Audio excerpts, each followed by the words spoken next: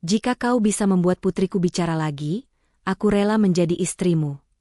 Sumpah itu diucapkan seorang janda kaya raya di puncak keputusasaannya. Namun, siapa sangka, yang datang membantunya bukanlah seorang dokter ternama, melainkan pemuda miskin berpenampilan kumal. Sebuah janji yang mengikat takdir. Apakah ini awal dari sebuah kebahagiaan, atau justru awal dari malapetaka yang lebih besar? Selamat datang kembali di Ken Arok Productions. Sebelum kita mulai, kami ingatkan untuk menekan tombol subscribe, like, dan berikan komentar terbaik Anda di bawah. Bagi yang sudah subscribe, kami doakan dari hati yang paling dalam, semoga hidup Anda selalu dilimpahi rezeki yang berkah, kesehatan yang prima, dan kebahagiaan yang tiada putus. Amin. Amin ya Robbal Alamin. Silakan tulis di kolom komentar, Anda sedang menonton dari daerah mana saja. Insya Allah, doa-doa baik kita semua diijabah oleh Tuhan Yang Maha Kuasa. Baik, mari kita mulai ceritanya. Matahari Jakarta sore itu terasa menyengat. Namun di dalam kamar utama sebuah geria mewah di kawasan Menteng, suasananya terasa dingin dan hampa. Linda, wanita berusia 32 tahun itu, termenung menatap keluar jendela. Pantulan wajahnya di kaca menunjukkan kecantikan yang sempurna, namun matanya kosong. Harta melimpah yang ditinggalkan almarhum suaminya terasa tak ada artinya. Di depannya, di atas kursi roda, duduk putri semata wayangnya, Aura. Gadis kecil berusia 8 tahun itu sama sekali tidak bergerak. Pandangannya lurus ke taman, namun jelas pikirannya tidak di sana. Sudah 1 tahun. Tepat 1 tahun sejak kecelakaan maut itu merenggut nyawa suaminya, sekaligus merenggut suara Aura. Linda sudah mencoba segalanya. Dokter-dokter terbaik di ibu kota, para ahli terapi di Singapura, semua sudah angkat tangan. Mereka bilang, fisik Aura baik-baik saja, namun jiwanya terguncang terlalu hebat. Trauma itu menguncinya dalam kebisuan. Bagi Linda, kebisuan Aura lebih menyakitkan daripada 1000 jeritan. Rumah yang dulu ramai oleh celoteh ceria, kini senyap bagai kuburan. Bei Sumi, kepala pelayan yang sudah mengabdi puluhan tahun, masuk membawakan teh hangat. Ia menatap nyonya mudanya dengan iba. Tiba-tiba, Linda berdiri. Kursi yang didudukinya berdecit pelan. Ia membalikkan badan, menatap Bei Sumi dan 2 pelayan lain yang sedang merapikan kamar. Napasnya terdengar berat. Bei Sumi. Dengar? Suaranya bergetar menahan emosi. Saya sudah tidak peduli lagi. Saya muak dengan semua dokter dan omong kosong mereka. Linda berjalan mendekati Aura, membelai rambut putrinya yang tetap diam tak bereaksi. Mau dia dokter, mau dia dukun, mau dia orang gila dari pinggir jalan sekalipun.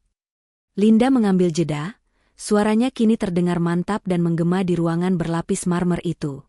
Siapapun di dunia ini yang bisa membuat Aura bicara lagi? Bei Sumi dan para pelayan menahan napas. Dia akan kujadikan suamiku. Sumpah itu telah terucap. Bei Sumi terperangah, menutup mulutnya tak percaya. Janji itu, yang lahir dari jurang keputusasaan terdalam seorang ibu, menggantung di udara, disaksikan oleh senja Jakarta yang mulai memerah. Jauh dari kemewahan Menteng yang berpendingin udara, di sebuah perkampungan padat di kawasan Manggarai, kehidupan berdenyut dengan irama yang jauh berbeda. Di sebuah gang sempit yang hanya muat dilalui 1 motor, di sebuah rumah petak sederhana, tinggallah seorang pemuda bernama Sukma. Usianya baru 29 tahun, namun gurat wajahnya menunjukkan kedewasaan yang melampaui usianya. Pakaiannya sederhana, bahkan cenderung kumal, namun matanya memancarkan ketenangan. Sukma dikenal warga sekitar sebagai terapis alternatif. Tangannya dipercaya bisa meredakan pegal linu, dan ramuan herbal racikannya seringkali manjur untuk penyakit ringan. Ia pemuda yang pendiam, sabar, dan tidak pernah mematok harga untuk jasanya. Sore itu, Sukma baru saja selesai memijat Pak Udin, seorang sopir taksi langganannya yang mengeluh sakit pinggang. Sambil menyeduh teh tawar hangat, Pak Udin membuka percakapan. Mas Sukma, tadi saya antar penumpang dari Menteng. Wah, rumahnya kayak istana. Tapi katanya, nyonyanya lagi pusing 7 keliling. Sukma hanya tersenyum tipis, mendengarkan. Putrinya itu, katanya sudah setahun bisu gara-gara kecelakaan. Nah, tadi saya dengar dari satpam di sana, si nyonya muda itu bikin sayembara gila. Pak Udin mencondongkan tubuhnya. Barang siapa bisa bikin putrinya ngomong lagi, mau dijadiin suami, Mas? Bayangin, janda kaya raya, cantik pula. Pak Udin tertawa, menganggapnya sebagai lelucon orang kaya. Tapi Sukma terdiam. Cerita tentang anak kecil yang bisu karena trauma itu menyentuh sesuatu di dalam hatinya. Ia teringat almarhumah ibunya, yang juga pernah mengalami guncangan jiwa serupa setelah ayahnya meninggal. Anak kecil itu, kasihan sekali, gumam Sukma pelan. Ah, Mas Sukma ini malah mikirin anaknya. Itu MAH urusan orang-orang berduit. Kita MAH mikirin setoran besok saja, ujar Pak Udin sambil menyeruput tehnya. Setelah Pak Udin pergi, cerita itu tidak bisa hilang dari pikiran Sukma. Sumpah sang janda kaya tidak menarik hatinya. Harta dan istri cantik adalah dunia yang terlalu jauh dari jangkauannya. Tapi gambaran seorang anak kecil yang terkunci dalam dunianya sendiri, itu terasa dekat. Ia tahu, trauma semacam itu tidak bisa disembuhkan dengan obat mahal atau alat canggih. Ia harus disembuhkan dari akarnya, dengan kesabaran dan kehangatan. Malam itu, setelah salat Isya, Sukma memantapkan hatinya. Ia tidak punya apa-apa selain niat baik dan ilmu warisan leluhurnya. Besok, ia akan mencoba mendatangi alamat yang diceritakan Pak Udin. Bukan untuk mengincar janji pernikahan itu, tapi murni untuk mencoba menolong sang putri kecil. Keesokan paginya, berbekal tekad, Sukma tiba di alamat yang diberikan Pak Udin.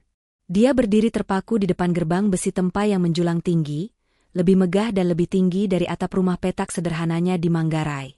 Pos satpam di samping gerbang itu tampak seperti rumah kecil, dijaga oleh dua pria berseragam safari biru tua yang berbadan tegap. Sukma menarik napas, mencoba menenangkan hatinya. Ia merapikan kemejanya yang sudah sedikit kusam dan melangkah ragu-ragu menuju pos satpam. "Permisi, Pak. Saya mau bertemu dengan Ibu Linda," ucapnya sopan.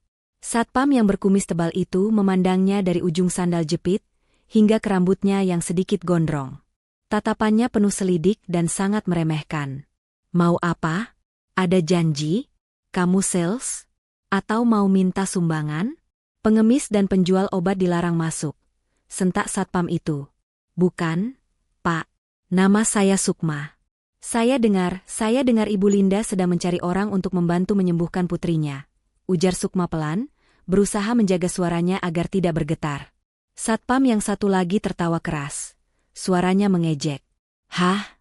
Kamu? Mau nyembuhin Non Aura? Kamu ini dukun keberapa yang datang hari ini? Sudah, pergi sana. Jangan bikin kotor pemandangan di depan gerbang." "Tapi saya serius, Pak. Saya hanya ingin mencoba membantu." "Pergi saya bilang. Atau saya lepaskan anjing penjaga," bentak satpam itu lagi. Kali ini ia mulai mendorong bahu Sukma agar menjauh dari gerbang. Keributan kecil di depan gerbang itu rupanya terdengar sampai ke teras utama, di mana Linda sedang menyesap kopi paginya dengan hampa. Ia mengernyitkan dahi, merasa terganggu. Dengan langkah cepat dan anggun, ia berjalan melintasi taman yang terawat sempurna menuju sumber suara. Ada apa ini ribut-ribut pagi hari? Suara Linda terdengar tajam, dingin, dan penuh wibawa. Kedua satpam itu langsung tegap, memberikan hormat. "Maaf, Bu Linda. Ini, ada gelandangan memaksa mau ketemu Ibu. Katanya dia bisa menyembuhkan Non Aura. Mengaku-ngaku bisa mengobati." Pandangan Linda kini terkunci pada Sukma. Ia menatap pemuda di depannya. Pakaian lusuh, wajah tirus, dan tatapan mata yang anehnya, sangat tenang. Inikah orang yang datang atas sumpahnya? Setelah puluhan profesor dan dokter spesialis dari luar negeri gagal, rasa muak, marah, dan hina bercampur aduk di dada Linda. Alam semesta seperti sedang mempermainkannya. Ini adalah penghinaan terbesar atas keputusasaannya. Linda mengangkat dagunya tinggi-tinggi. Jari telunjuknya yang lentik teracung lurus ke wajah Sukma. "Kamu?" desisnya.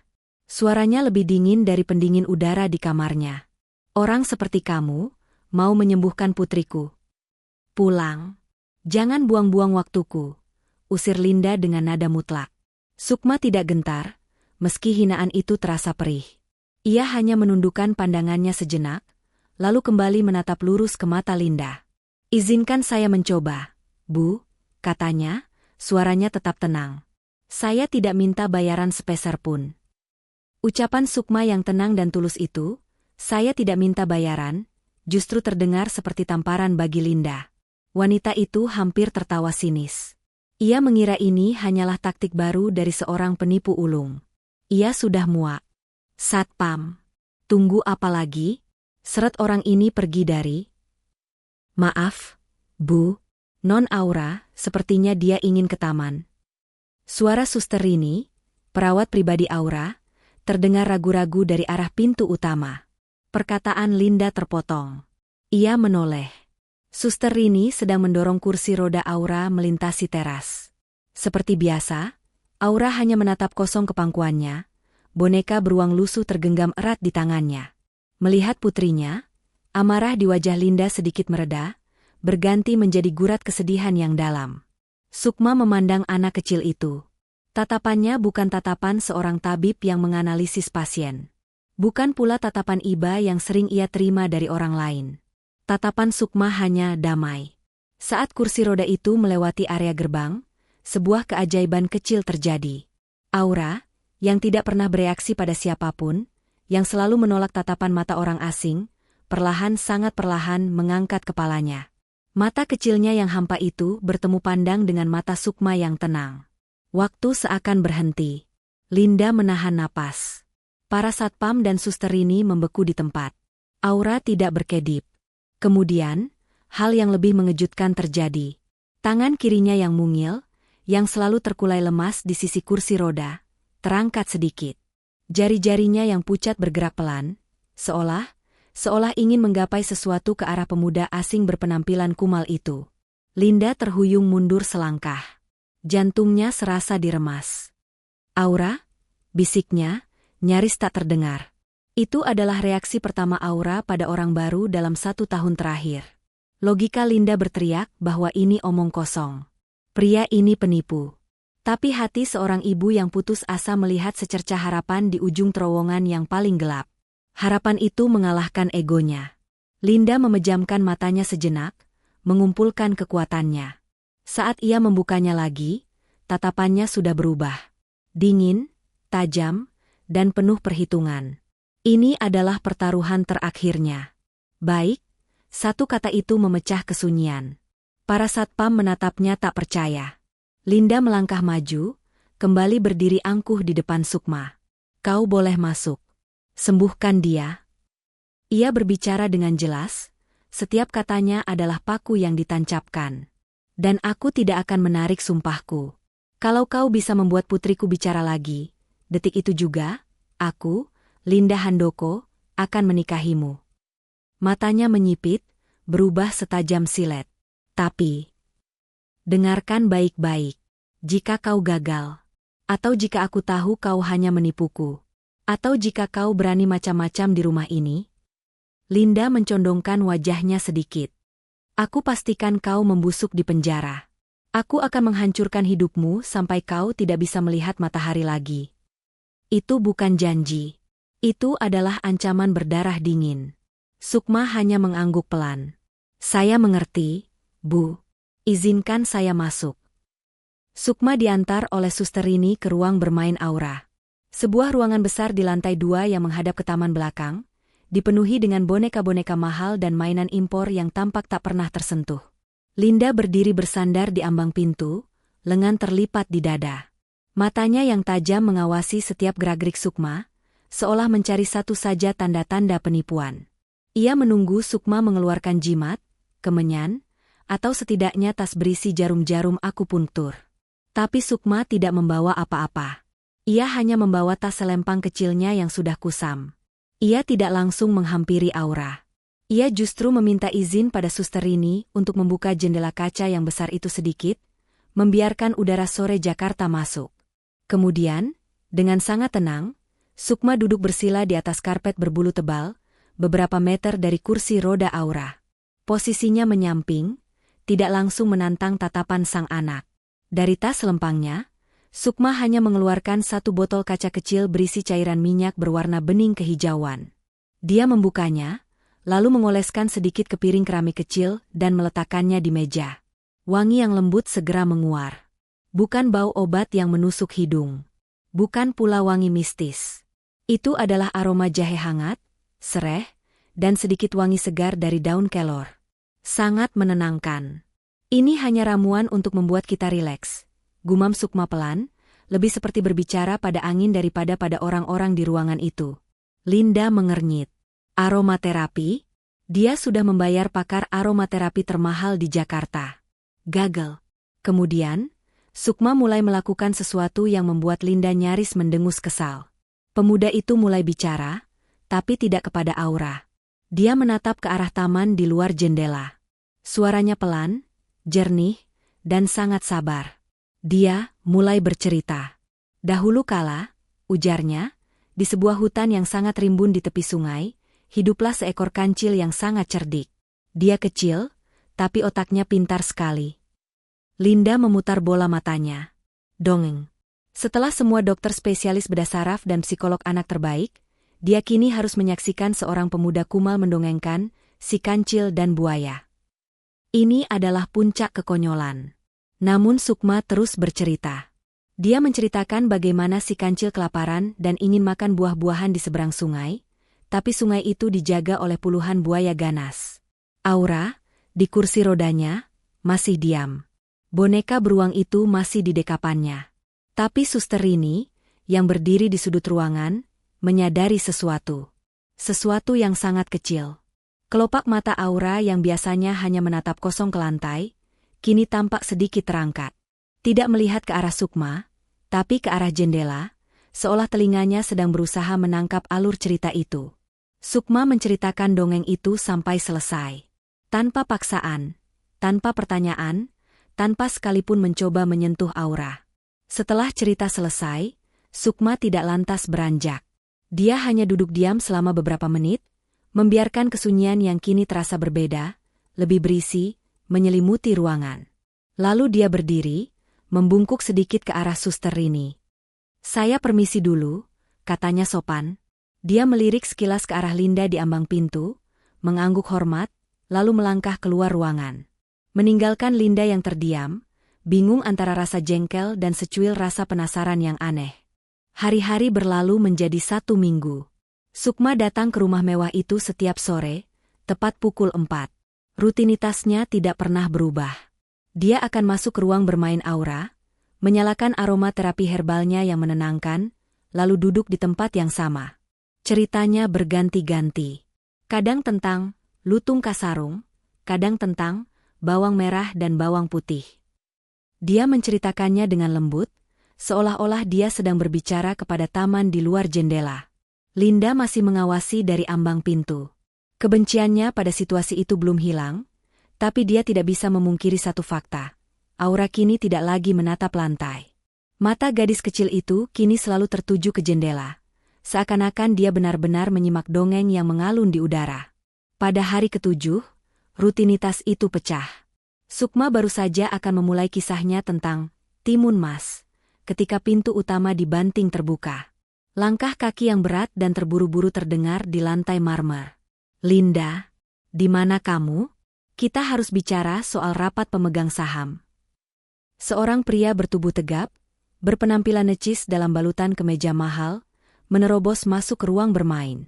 Dia adalah Bara, pria berusia 34 tahun. Dia adalah rekan bisnis almarhum suami Linda, dan kini memegang kendali penting di perusahaan. Langkah Bara terhenti seketika. Matanya membelalak, beralih dari Linda yang bersandar di pintu, ke Sukma yang duduk bersila di lantai. Aroma herbal yang menenangkan itu langsung terasa pekat oleh aura kemarahan yang dibawa Bara. "Linda, apa-apaan ini?" desis Bara, suaranya rendah dan berbahaya. Matanya menatap Sukma dengan jijik yang tak terselubung. "Siapa gelandangan ini? Kenapa kau biarkan dia satu ruangan dengan Aura?" Linda menegakkan tubuhnya. "Bara, tenangkan dirimu. Ini bukan urusanmu." "Bukan urusanku?" Bara tertawa sinis. "Kamu sudah gila? Membiarkan orang kotor ini dekat dengan keponakanku? Setelah semua dokter mahal yang kita bayar, kamu sekarang beralih ke dukun palsu dari pinggir jalan." Sukma tidak bergerak dari tempatnya. Dia hanya diam, menundukkan pandangannya ke lantai. Dia di sini atas undanganku, jawab Linda dingin, berusaha menjaga wibawanya. Undanganmu? Bara melangkah maju, suaranya kini mengeras.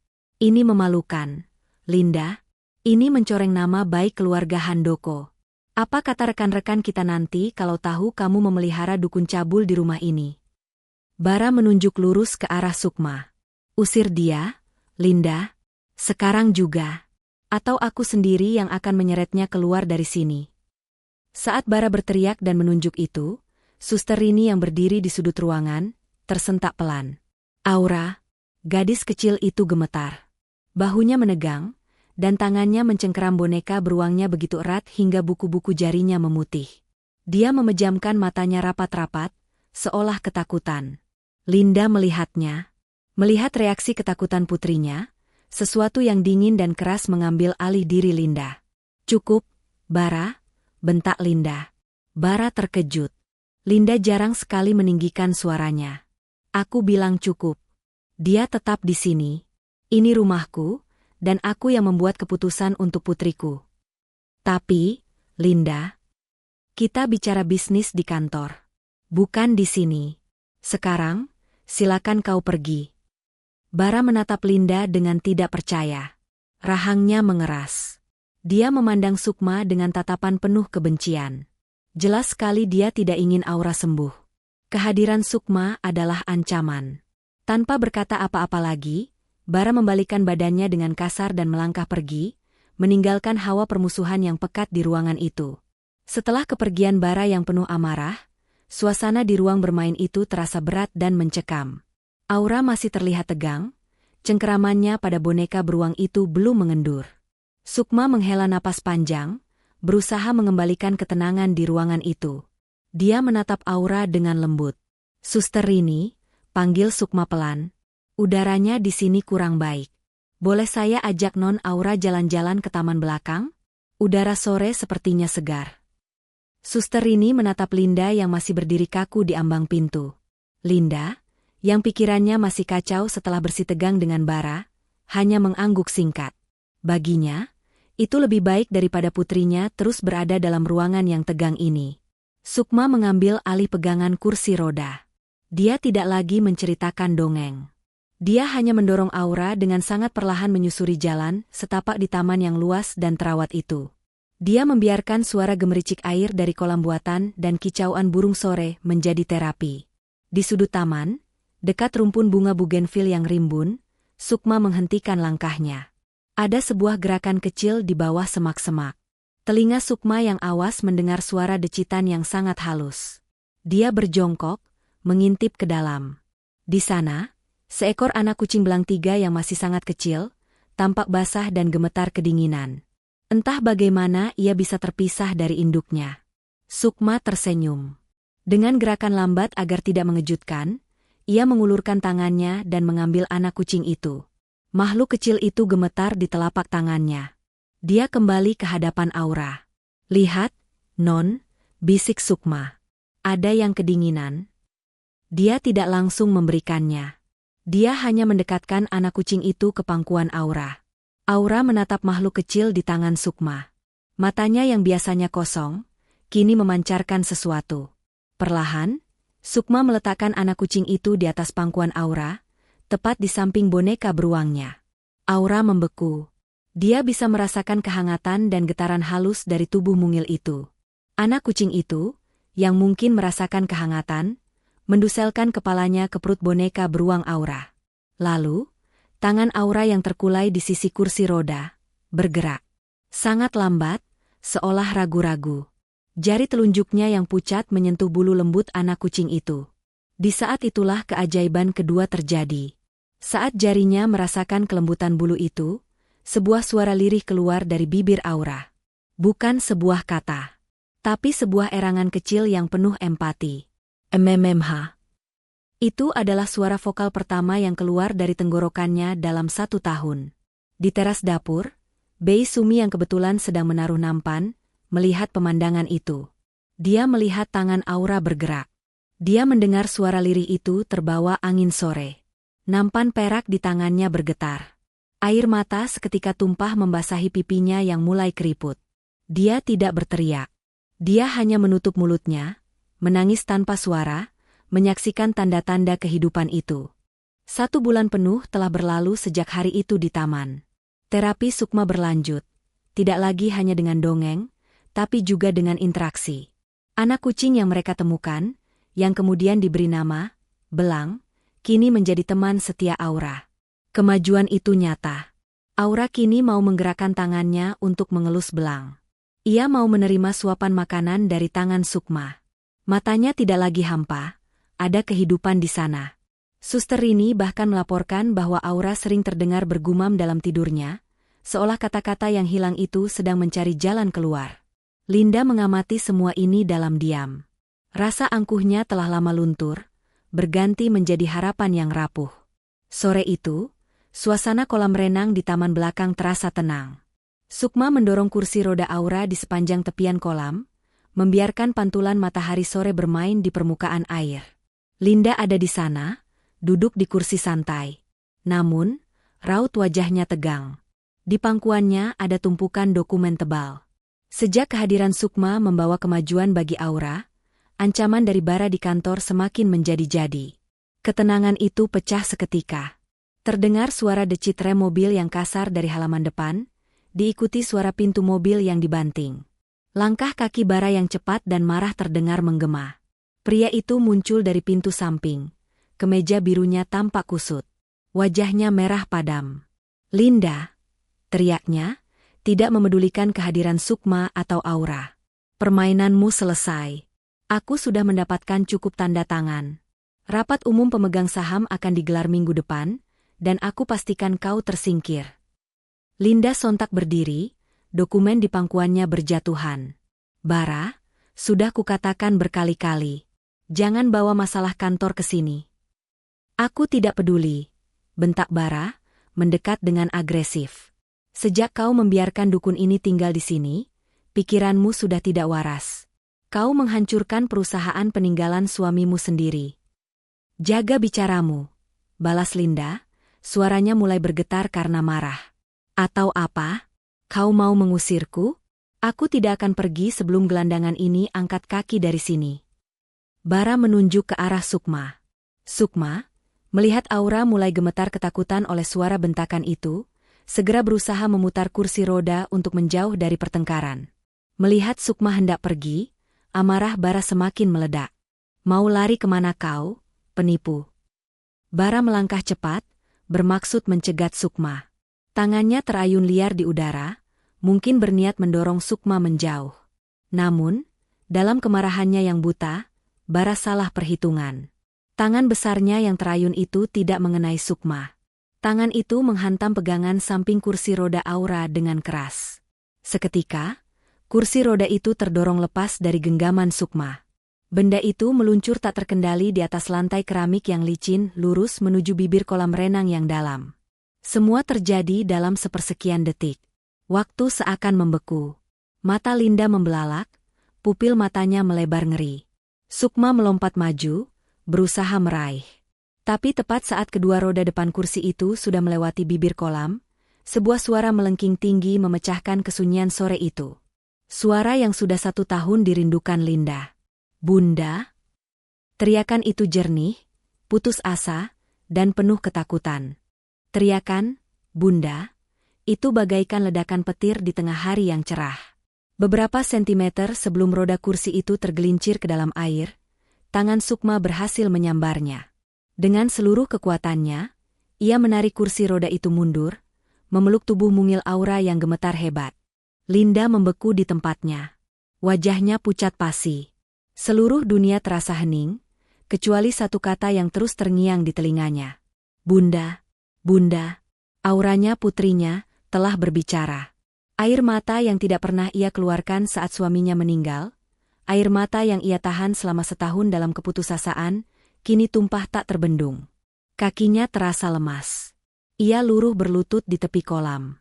"Aura sayang, kamu bicara." Isaknya, suaranya parau. Aura, dalam pelukan Sukma, juga menangis. Bukan tangis bisu yang biasa ia alami, tapi tangis dengan suara yang sesungguhnya. Bunda takut. Om Bara jahat. Mendengar itu, Sukma menatap tajam ke arah Bara, yang kini berdiri mematung. Wajah Bara pucat, bukan karena penyesalan, tapi karena syok. Dia tidak merencanakan ini. Anak itu kini bisa bicara. Linda mengangkat wajahnya yang basah oleh air mata. Tatapannya beralih dari Aura ke Bara. Rasa terima kasih dan kelegaan yang luar biasa itu dalam sekejap berubah menjadi amarah sedingin es. Pergi, desis Linda. Linda, aku tidak sengaja Aku bilang pergi. Teriak Linda, suaranya menggema di seluruh penjuru taman. Jangan pernah kau tampakkan lagi wajahmu di rumah ini. Pergi. Bara tersentak, lalu mundur perlahan. Dia tahu dia sudah kalah telak hari ini. Tanpa sepatah kata pun, dia berbalik dan pergi dengan langkah cepat.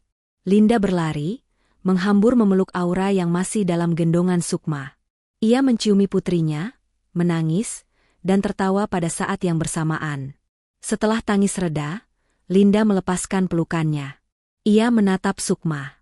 Pria kumal yang ia hina, yang ia curigai, kini berdiri di depannya sebagai pria yang telah mengembalikan hidupnya.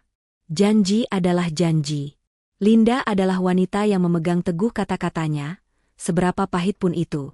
3 hari kemudian, sebuah akad nikah yang sangat sederhana dan tertutup digelar di ruang tamu rumah mewah itu. Hanya dihadiri Bei Sumi, Suster Rini, dan seorang penghulu yang dibayar mahal untuk tutup mulut. Sukma, kini mengenakan kemeja batik bersih, yang dibelikan Bei Sumi atas perintah Linda, mengucapkan ijab kabul dengan lancar.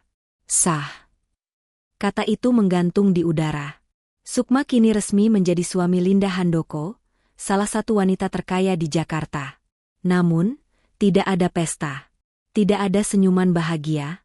Malam itu juga, setelah Aura tertidur lelap, untuk pertama kalinya sambil memeluk ibunya, Linda mendatangi Sukma. Kau sudah mendapatkan yang kau mau, kata Linda datar, suaranya kembali dingin. Kau sudah menjadi suamiku di atas kertas. Dia melemparkan satu set kunci ke atas meja. Kamar tamu di pavilion belakang, dekat area servis, sudah disiapkan untukmu. Itu kamarmu. Sukma hanya menatap kunci itu. Dengar, lanjut Linda, kita menikah karena sumpahku. Tapi jangan pernah bermimpi kau bisa menyentuhku. Jangan pernah berpikir kau adalah tuan di rumah ini. Kau tetap orang asing bagiku. Kehidupan di dalam istana megah itu kini berjalan dalam ritme yang ganjil. Sukma adalah suami sah Nyonya Linda, namun ia tetap menempati kamar pavilion belakang. Para pelayan, yang dipimpin Bei Sumi, bingung harus bersikap bagaimana. Mereka memanggilnya, Tuan Muda Sukma, dengan canggung. Sebuah panggilan yang terasa tidak pas untuk seorang pria yang masih sering terlihat menyapu daun kering di taman. Linda sendiri menjaga jarak. Ia sibuk mengurus perusahaannya yang mulai goyah, akibat ulah bara di rapat pemegang saham. Ia memperlakukan Sukma dengan sikap dingin yang profesional, seolah Sukma adalah terapis yang dibayar mahal, bukan seorang suami. Tapi Sukma tidak peduli dengan status. Fokus utamanya tetap pada Aura. Dan Aura, katu bicaranya kini telah terbuka. Meski masih terbata-bata dan kadang malu-malu, dia mulai kembali menjadi anak-anak. Dia menceritakan apa yang dia suka, warna apa yang dia inginkan untuk bajunya, dan dia hanya mau disuapi oleh Sukma. Aura kini menjadi bayangan Sukma. Kemanapun Sukma pergi di taman, Aura akan mengikutinya, kadang masih di kursi roda, kadang mencoba berjalan pelan sambil berpegangan pada tangan Sukma. Kepercayaan Aura pada ayah tirinya itu kini mutlak. Namun, trauma itu belum sepenuhnya hilang. Suatu malam, hujan badai melanda Jakarta. Guntur menggelegar keras, disusul kilat yang menyambar-nyambar. Teriakan melengking tiba-tiba terdengar dari kamar Aura. Bukan lagi lengkingan bisu, tapi teriakan penuh kata-kata yang memilukan. Papa, Papa, awas, Papa A. Linda, yang sedang bekerja di ruang sebelahnya, terlonjak dan berlari masuk. Suster Rini menyusul di belakangnya. Sukma, yang sedang membuatkan teh herbal untuk Linda di dapur utama, sesuatu yang mulai ia lakukan tanpa diminta, juga bergegas naik ke lantai 2. Mereka menemukan Aura duduk tegak di tempat tidurnya. Matanya terpejam rapat, tapi tubuhnya gemetar hebat. Dia sedang mengigau, mengulang kembali mimpi buruk yang menguncinya selama setahun. Aura, sayang, bangun, ini Bunda. Linda mencoba memeluk putrinya. Tapi Aura meronta, seolah tidak mengenali ibunya. Dia mencengkeram selimutnya dengan ketakutan. Remnya blong. Papa, injak remnya, teriaknya panik. SSHH, itu cuma mimpi, sayang. Sudah lewat, bisik Linda, air matanya mulai menggenang. Nggak bisa. Pekik Aura lagi, air matanya menembus kelopak matanya yang terpejam. Kenapa Om Bara? Om Bara jahat dia di sana? Papa. Linda membeku. Om Bara? Sukma, yang berdiri diam di ambang pintu kamar, merasa jantungnya berhenti berdetak. Kata-kata itu terngiang jelas di telinganya. Om Bara? Papa. Saat itulah Aura akhirnya membuka matanya, menatap ibunya dengan pandangan liar penuh ketakutan, lalu menangis sesenggukan. Linda segera memeluknya erat, menenangkannya, dan melupakan kata-kata igauan itu. Ia menganggapnya hanya bunga tidur dari trauma. Tapi Sukma tidak. Dia berdiri di ambang pintu, menatap interaksi ibu dan anak itu. Sebuah kepingan teka-teki yang mengerikan baru saja jatuh ke tempatnya. Kecelakaan itu jelas bukan kecelakaan biasa. Malam itu, Sukma tidak bisa tidur. Dia kembali ke kamar pavilionnya yang sempit, tapi pikirannya jauh lebih sempit dan pekat. Kata-kata igauan Aura terngiang-ngiang tanpa henti. Om Bara, Papa. Linda, dalam kelegaan karena putrinya sudah bisa bicara, menganggapnya sebagai mimpi buruk biasa. Tapi Sukma, yang terbiasa melihat hal-hal yang tak terlihat, trauma yang tersembunyi, simpul-simpul saraf yang tegang, tahu bahwa itu adalah sebuah kesaksian. Itu adalah memori. Sukma sadar akan posisinya. Dia adalah suami yang tak dianggap. Dia tidak punya kuasa, tidak punya uang, dan tidak punya koneksi di dunia Linda. Jika dia langsung menuduh Bara, seorang eksekutif kuat yang sedang berusaha mengambil alih perusahaan, di hadapan Linda, dia tidak akan dipercaya. Dia akan dianggap gila, atau lebih buruk, dianggap sebagai penipu yang mengincar harta. Tidak. Dia harus bergerak sendiri. Diam-diam. Keesokan paginya, untuk pertama kalinya sejak ia tinggal di rumah itu, Sukma meminta izin pada Bei Sumi. Bei, saya izin keluar sebentar. Ada beberapa ramuan akar-akaran untuk Aura yang sepertinya hanya ada di pasar dekat rumah lama saya.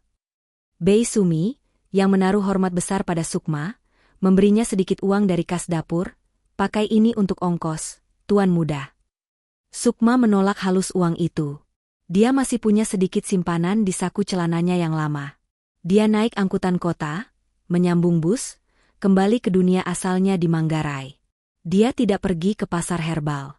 Dia pergi ke sebuah bengkel kecil yang tersembunyi di balik rel kereta, tempat temannya sejak kecil, Joko, bekerja. Bengkel itu kotor, penuh oli, dan berisik.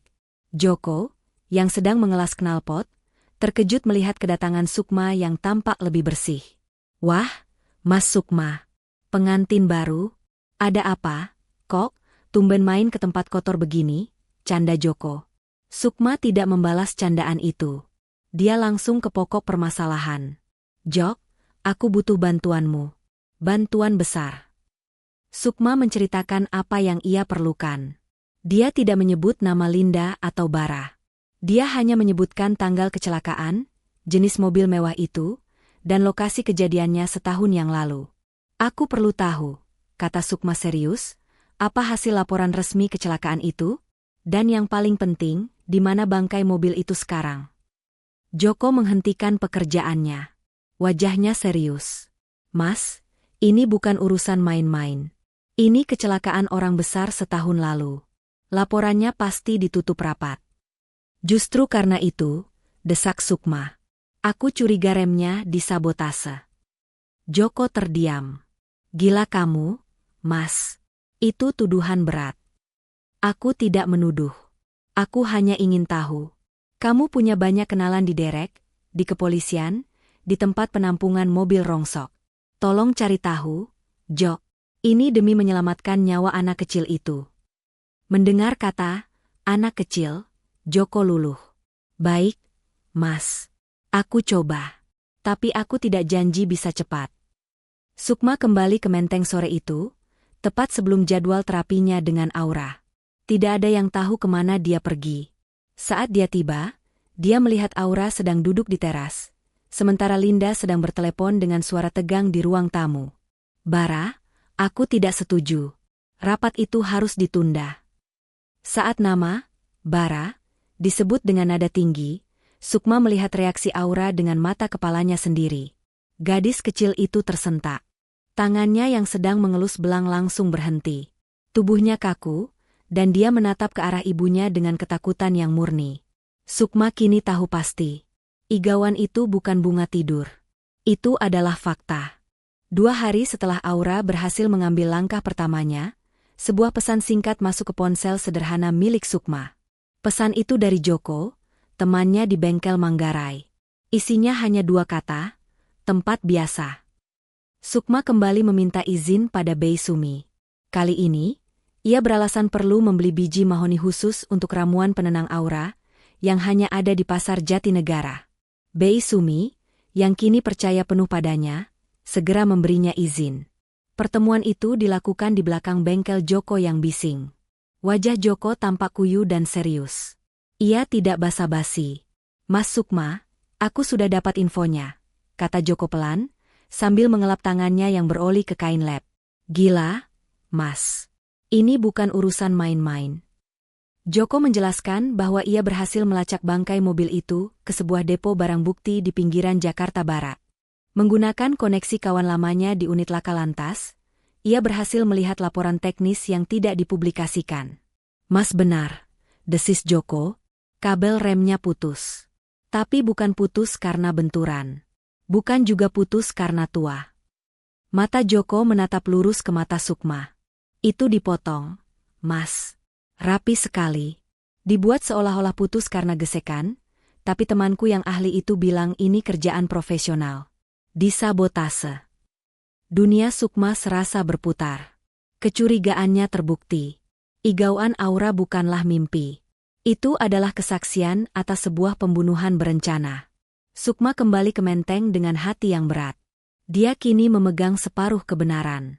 Dia tahu apa yang terjadi, tapi dia belum punya bukti kuat siapa pelakunya. Hanya kesaksian trauma seorang anak kecil. Itu tidak akan cukup untuk melawan Bara. Dia membutuhkan sesuatu yang lebih. Malam itu, dia duduk di kamar Aura, menemani gadis kecil itu yang sedang asyik membereskan mainan-mainan lamanya. Sejak bisa berjalan, Aura seolah ingin merebut kembali masa kecilnya yang hilang. Ia mengambil boneka beruang lusuh yang selalu menemaninya di kursi roda. Boneka itu adalah saksi bisu kebisuan Aura. Beluang ini, celoteh Aura pelan, dulu papa yang kasih. Oh ya, tanggap Sukma lembut, membantunya merapikan. Iya, papa pasang sesuatu di dalam. Katanya buat rekam-rekam kalau Aura nyanyi buat papa. Jantung Sukma seakan berhenti berdetak. Rekam-rekam? Dengan tangan gemetar, Sukma meminta izin Aura. Boleh Om lihat beruangnya sebentar, sayang? Aura mengangguk. Sukma meraba bagian punggung boneka itu. Di antara jahitan dan busa dakron yang padat, ia merasakan sebuah benda persegi yang keras. Dia menemukan sebuah alat perekam suara digital yang sangat kecil, tertanam di dalam boneka itu. Dengan napas tertahan, Sukma menekan tombol, putar. Dia mendengarkan rekaman-rekaman lama, suara Aura menyanyikan lagu, pelangi-pelangi, suara tawa almarhum suaminya. Lalu, dia sampai pada rekaman terakhir. Tanggalnya, sama dengan hari kecelakaan itu. Sukma menahan napasnya. Terdengar suara almarhum suami Linda, Danu, sedang mengemudi. Laporan keuangan itu, kamu memalsukannya, Bara. Aku tidak percaya, kamu merampok perusahaanmu sendiri. Kemudian terdengar suara lain. Suara Bara. Samar, tapi penuh amarah. Harusnya kau tidak usah ikut campur, Danu. Suara Danu lagi, kini panik. Apa maksudmu? Tunggu, kenapa kau rem? Remnya tidak berfungsi. Rekaman itu menangkap suara panik, decitan ban yang sia-sia. "Bara, kenapa kau lakukan ini?" Lalu, terdengar suara benturan yang memekakkan telinga. Jeritan Aura. Dan hening. Sukma mematikan rekaman itu. Tangannya gemetar hebat. Kini ia memegang segalanya. Bukti sabotase. Motif penipuan. Dan pengakuan terakhir sang korban. Pertarungan Linda di dunia korporat semakin sengit. Bara, yang kini merasa terancam, menggunakan segala cara di rapat pemegang saham. Dia menyebar desas-desus di antara dewan direksi, mengatakan bahwa Linda telah kehilangan akal sehatnya. Bahwa Linda kini dikendalikan oleh seorang dukun yang dinikahinya secara gila-gilaan. Linda pulang setiap malam dengan kepala berdenyut dan hati yang lelah. Ia harus berjuang sendirian mempertahankan warisan suaminya. Namun, setiap kali ia melangkah masuk ke dalam rumah mewahnya yang dingin, pemandangan yang menyambutnya bukanlah tuntutan dari suami barunya. Dia akan menemukan Sukma di taman belakang, dengan sabar mengajari Aura memegang pensil warna dengan benar. Atau kadang, ia melihat Sukma sedang duduk di teras paviliun belakang, membaca buku herbal tua, seolah kemewahan di rumah utama sama sekali tidak menarik baginya. Pria itu tidak pernah meminta sepeser pun. Dia tidak pernah mencoba masuk ke kamar utama. Dia tidak meminta mobil, jabatan, atau pakaian mahal. Dia masih mengenakan kemeja batik sederhana yang dulu dibelikan Bei Sumi. Hati Linda, yang mengeras karena dunia bisnis yang kejam, perlahan mulai merasakan sesuatu yang asing. Sebuah tusukan rasa bersalah. Dia telah memperlakukan pria yang mengembalikan jiwa putrinya ini lebih buruk dari seorang pelayan. Sementara pria itu, dengan tulus, mengisi kekosongan di rumah ini. Fokus Sukma kini beralih. Setelah suara Aura kembali, ia tahu tugasnya belum selesai. Trauma itu juga mengunci kaki Aura. Suatu sore, di taman yang sama, Sukma berjongkok di depan kursi roda Aura. Linda mengawasinya dari jendela ruang kerjanya. "Non Aura," kata Sukma lembut. "Kakinya tidak sakit, kan? Yang sakit itu ingatannya. Kita coba lawan ingatannya, ya?" Sukma meletakkan belang, si anak kucing, di atas rumput, sekitar 2 meter jauhnya. "Lihat, Aura. Belang mau bermain. Coba Aura berdiri. Pegang tangan Om."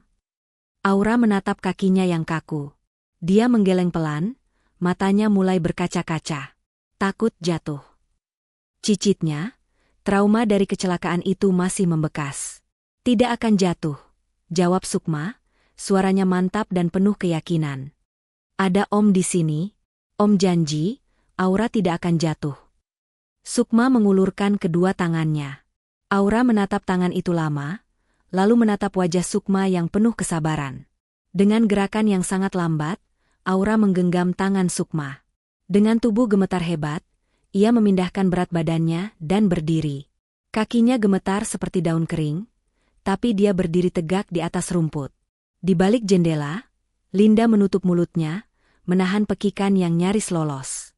"Sekarang, 1 langkah," bisik Sukma.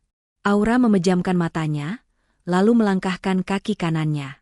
Lalu kirinya. Dia berjalan tertatih. 1, 2, 3 langkah, sebelum akhirnya ambruk dalam pelukan Sukma. Linda bersandar di dinding. Air matanya mengalir lagi.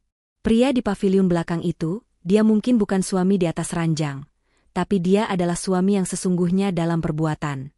Hari yang ditentukan itu pun tiba. Ruang rapat utama di gedung pencakar langit itu terasa dingin dan tegang. Seluruh dewan direksi dan pemegang saham penting telah berkumpul. Linda duduk di kursi terdakwa, sendirian, di hadapan puluhan pasang mata yang menatapnya dengan ragu dan curiga. Di podium, Bara berdiri dengan angkuh. Dia tampak sangat percaya diri, mengenakan setelan jas termahalnya. Dia sedang berada di puncak permainannya. "Saudara-saudara sekalian," suara Bara terdengar dalam dan penuh keyakinan palsu. "Dengan berat hati saya harus menyampaikan ini. Kita semua menghormati almarhum Pak Danu. Tapi sejak kepergian beliau, Ibu Linda, istrinya, mengalami guncangan yang kita semua maklumi." Beberapa orang mengangguk setuju. Desas-desus tentang dukun yang dinikahi Linda sudah menyebar luas. Kondisi mental beliau tidak lagi stabil untuk memimpin perusahaan sebesar ini. Keputusannya tidak lagi rasional. Demi menyelamatkan perusahaan ini, Bara sedang bersiap memberikan pukulan telaknya untuk melengsarkan Linda melalui rapat umum pemegang saham, RUPS, darurat itu, ketika, brak, pintu ganda di belakang ruangan itu terbuka lebar dengan sekali dorong. Seluruh mata di ruangan itu menoleh kaget. Rapat sepenting ini tidak seharusnya diinterupsi. Di ambang pintu, berdiri Sukma. Dia mengenakan kemeja batik sederhananya, kontras dengan lautan jas mahal di ruangan itu. Dia tidak sendirian. Dia mendorong kursi roda Aura masuk ke dalam ruangan. Wajah Bara seketika memerah karena marah. Satpam. Siapa yang mengizinkan orang ini masuk? Keluarkan dia. Saya yang mengizinkannya. Suara Linda memotong perintah Bara. Dingin, jernih, dan mantap. Linda bangkit dari kursinya. Dia tidak lagi terlihat seperti wanita yang kalah. Di hadapan seluruh dewan direksi, Sukma menghentikan kursi roda itu. Dia berjongkok, membisikkan sesuatu pada Aura, lalu mengulurkan tangannya. Dan keajaiban itu terjadi di depan mata semua orang. Aura, anak yang mereka tahu lumpuh dan bisu, meraih tangan Sukma dan berdiri. Dia berdiri gemetar, memegang erat tangan Sukma, tapi dia berdiri tegak. Ruangan itu ternganga. Anda bilang saya gila, Pak Bara, ujar Linda, melangkah maju. Anda bilang saya berhalusinasi. Hari ini, saya membawa saksi. Bara mulai berkeringat. Omong kosong apa ini, Linda? Anak kecil kau jadikan? Saksi saya bukan putri saya, potong Linda. Tapi temannya. Linda mengambil sesuatu dari tas tangannya. Bukan tumpukan dokumen, tapi boneka beruang lusuh milik Aura. Dia berjalan ke podium, mencabut mikrofon yang dipakai Bara, dan menyambungkannya ke alat perekam digital kecil yang ia tarik dari dalam boneka itu. Saksi saya adalah rekaman hari terakhir suami saya, desis Linda. Dia menekan tombol putar. Suasana hening seketika. Lalu, ruangan itu dipenuhi oleh suara. Suara almarhum Danu. Laporan keuangan itu, kamu memalsukannya, Bara? Wajah Bara berubah dari merah menjadi putih pucat. Remnya tidak berfungsi. Bara, kenapa kau lakukan ini? Dan kemudian suara benturan yang memekakan telinga. Seluruh ruangan rapat meledak dalam kekacauan. Para direksi berdiri. Bara terhuyung mundur, menabrak kursinya. Dia terpojok. Keheningan yang mengikuti pemutaran rekaman itu lebih memekakan daripada suara benturan itu sendiri. Bara berdiri membeku, wajahnya seputih kertas. Dia membuka mulutnya, tapi tidak ada suara yang keluar. Seluruh kekuasaannya, semua arogansinya, lenyap dalam 30 detik. Fitnah. Rekaman itu. Dia mencoba membantah, suaranya gemetar. Itu suara ayahku, pekik Aura. Suaranya kecil namun terdengar jelas di seluruh ruangan. Dia menunjuk lurus ke arah Bara. Om Bara jahat. Dia yang bikin papa pergi. Kesaksian itu, dari anak yang mereka kira bisu dan lumpuh, adalah paku terakhir di peti mati Bara. Dua petugas keamanan yang sudah disiagakan Linda di luar pintu, segera masuk atas satu anggukan dari Linda. Mereka mencengkeram lengan Bara. Tidak ada perlawanan. Pria itu luruh. Dikalahkan oleh suara dari masa lalu dan suara dari seorang anak kecil. Saat Bara digiring keluar ruangan, semua mata kini tertuju pada Linda. Bukan lagi tatapan curiga, tapi tatapan penuh kekaguman, rasa bersalah, dan hormat yang dalam. Inilah yang terjadi. Yang terjadi bukanlah pernikahan memalukan antara seorang janda kaya dengan dukun. Yang terjadi adalah terungkapnya sebuah kebenaran, yang tidak bisa dibeli dengan uang atau dibuka oleh dokter terhebat sekalipun. Yang terjadi adalah seorang ibu yang putus asa, yang diselamatkan oleh satu-satunya pria yang tidak melihat hartanya, tapi melihat luka di dalam jiwa putrinya. Malam itu, di rumah Menteng, suasananya terasa berbeda. Udara tidak lagi berat. Sukma berada di kamar paviliun belakang. Tas selempang kusamnya sudah tergeletak di atas ranjang. Dia sedang memasukkan dua helai kemeja batiknya yang sederhana ke dalamnya. Tugasnya sudah selesai. Aura sudah aman, kebenaran sudah terungkap. Janji itu sudah lunas. Terdengar ketukan pelan di pintunya. Sangat pelan, bukan ketukan seorang majikan. Sukma membukanya. Linda berdiri di sana. Dia tidak mengenakan gaun mewahnya. Dia hanya memakai piyama sutra sederhana. Di tangannya, dia membawa sebuah nampan kecil. Di atasnya, secangkir teh jahe hangat. Aroma yang sama dengan yang dulu dibawa Sukma untuk menenangkan Aura. "Aku boleh masuk?" tanya Linda, suaranya terdengar ragu. Sukma minggir, membiarkannya masuk. Mata Linda langsung tertuju pada tas di atas ranjang. Hatinya mencelos. "Kau mau pergi?" Sukma mengangguk pelan. "Aura sudah sembuh, Bu. Dia sudah bisa bicara dan berjalan. Dan yang paling penting, dia sudah aman. Janji Anda sudah lunas. Saya akan pergi besok pagi-pagi sekali. Tidak akan ada yang tahu." Linda meletakkan cangkir teh itu di meja kecil. Tangannya sedikit gemetar. "Maafkan aku," bisik Linda, akhirnya mengucapkan kata-kata itu. "Maafkan aku atas cara aku memperlakukanmu. Maafkan aku atas penghinaan yang harus kau terima." Sukma hanya tersenyum tipis. "Anda tidak perlu minta maaf. Saya mengerti." "Tidak," kata Linda, kini menatap lurus ke mata Sukma. "Kau tidak mengerti. Jangan pergi." Sukma mengangkat kepalanya, terkejut oleh nada suara Linda. "Janji itu," lanjut Linda, suaranya bergetar, "sumpahku yang gila itu, memang yang membawamu ke rumah ini. Itu yang mengikat kita di atas kertas." Linda mengambil satu langkah lebih dekat. Dia mengulurkan tangannya yang lentik, tangan yang sama yang dulu menunjuk Sukma dengan penuh penghinaan. "Tapi yang memintamu untuk tinggal sekarang, bukan lagi sumpahku." Sukma menatap tangan itu. "Hatiku yang memintamu untuk tinggal, Sukma." Perlahan, Sukma mengangkat tangannya. Tangan seorang terapis, tangan seorang pria miskin.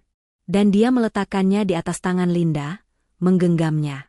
Pernikahan yang dimulai karena sebuah janji transaksional, kini benar-benar dimulai, karena sebuah pilihan hati. Atu tahun kemudian. Senja di taman belakang rumah mewah di Menteng itu, kini memiliki warna yang berbeda. Tidak ada lagi hawa dingin yang mencekam. Udara terasa hangat, dipenuhi oleh aroma bunga melati yang bercampur dengan wangi teh jahe yang baru diseduh. Suara tawa riang memecah kesunyian. "Papa, kejar aku. Papa nggak akan bisa tangkap Aura." Aura, dengan kuncir kuda yang lucu, berlari kencang di atas hamparan rumput hijau.